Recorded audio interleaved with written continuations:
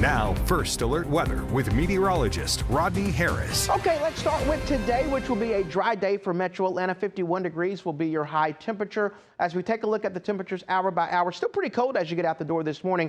29 at 6 a.m., 33 at 9 a.m., 46 at lunch, and 50 by 3 p.m. as you're picking up the kids from school. Saturday is our first alert weather day. Temperatures are basically dropping into the 20s by Saturday afternoon.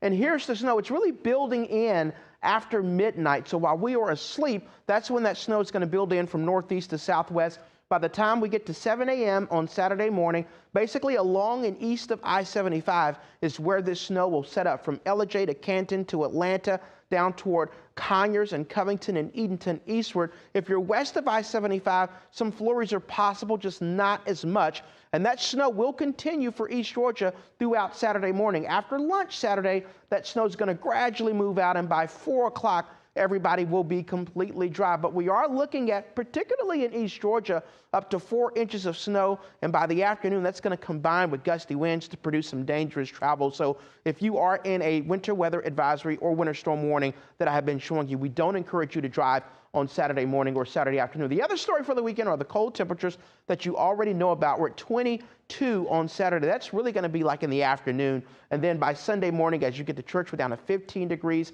and only up to 34 for Sunday afternoon. Most of you north of Atlanta will drop to below freezing tonight and won't get back to above freezing until like Monday afternoon. And remember, Saturday afternoon through Sunday morning, your wind chills are going to be in the single digits to below zero. So that'll be a huge story as well, even once the snow ends. I'm going to talk more about your forecast for tomorrow on the other side of the